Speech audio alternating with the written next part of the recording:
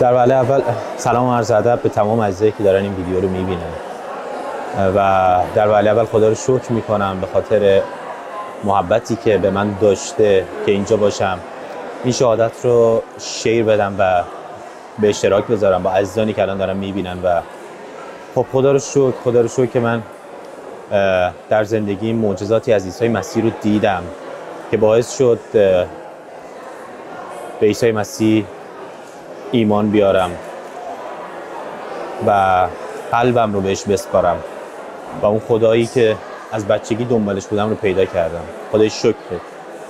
و خب زمانی که به اینجا اومدم، تنها کلیسایی که داخلش احساس خونه بودن میکردم، احساس میکردم خونه هستم، احساس میکردم خانوادم در کنار من هستن و از سمت دامادمون آقا امیر گل اینجا به من معرفی شد و من اینجا اومدم و از فیض و رحمت خداوند قائل شدم، بهره بردم و اینکه خدا رو 100,000 مرتبه شکر میکنم که برادر و خواهرایی رو اینجا پیدا کردم. اینقدر احساس خوب، اینقدر احساس برادرانه و خواهرانه به من دادن که شوق و ذوقی برای هفته بعد بیشتر و بیشتر میشه. اینقدر دوست دارم که بیام حس خوب بگیرم، لذت ببرم، شاد باشم، غمام دور باشه، که دوست دارم جلسه بعدی زودتر برسه. خدای شکرت میکنم و دعا میکنم برای تک تک کسایی که الان دارن این ویدیو رو میبینن. تو رو خدا مستقیم برید تو دلش. مطمئن، من واضح میگم، رک میگم، برید تو دلش. خدا رو میبینید، بخواید که به شما داده خواهد شد. خداوند گفته من خواستم، به من داده شد. خدای شکرت میکنم و امیدوارم که تا ابد بتونم در مسیر تو قدم بردارم. خدا رو شکر میکنم بابت اینکه کلیسای آپر روم رو انتخاب کردم. خب تمامی کلیساها قابل اعتماد هستن، ولی خب برای من که ادامه دادم آپر روم رو، دلیلش این بود که حس راحتی داشتم. اینجوری نبود که بیام معذب بشینم. حس میکردم که تو خونه خودمم. دقیقاً مثل همین امروز که جشن گرفتیم، جشنمون این بود. Welcome back to home. خوش برگردیم به خونه. خونه، چرچ نمیگن، خونه است. قلبت آزاده. این یک دلیلش این بود که حس خوب رو داشتم. دو، محبت ها رو دریافت میکردم. زمانی که غمگین بودم، غم داشتم، دست میومد روشونی من، میگفت برای دعا کنم. عزیزایی بودن که همیشه هوای منو داشتن برای تک تک مشکلاتم، برای تک تک، حتی نه فقط برای مشکلات، برای هدفام، برای آیندم، برای حالم، برای جسمم، برای روحم، برای خانوادم، برای عزیزام، برای من دعا میکردم. این برای من خیلی با ارزش بود.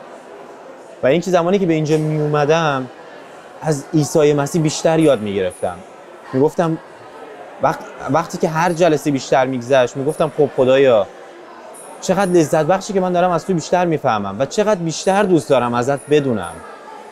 و این باعث میشه که به خودت بیای بگی خدایا شکرگزارم ازت که اومدی تو مسیرم و این مسیر خوب رو تونستم انتخاب کنم.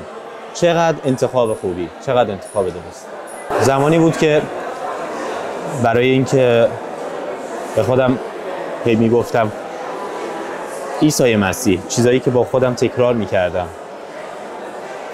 عیسی مسیح اگر تو واقعیت داری این کار رو برای من بکن. اگر تو این همه حرفا راجع به درسته، اگر تو هستی در زندگی من، این کارا رو برای من بکن. و خب هیچ جوابی ازش نمیگرفتم، قطعا ناامید شده بودم.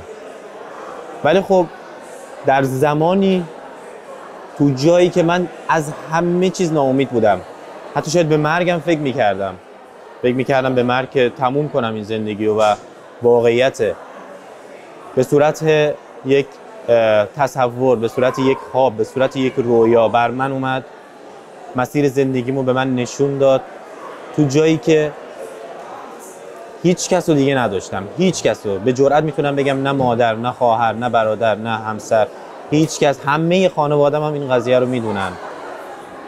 و هیچ کس رو نداشتم، تنها خودم بودم. عیسی مسیح بر من اومد، راه زندگی من رو به من نشون داد، به من گفت این مسیر تو هست، کار اول، کار دوم، کار سوم اینا رو انجام بدی مشکل تو حل میشه. و بعد من اومدم بیرون ایگنورش کردم، اصلا توجهی بهش نکردم. و بعد از یک مدت خیلی کوتاهی من اون کارهایی که بهم گفته بود قبول کردم، انجام دادم و خب شد. و من اونجا فهمیدم که واقعا عیسی مسیح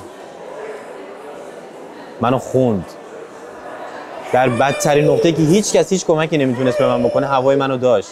این یعنی خداوند، این یعنی خدا با ماست دیگه، این یعنی خداوند همراه ماست.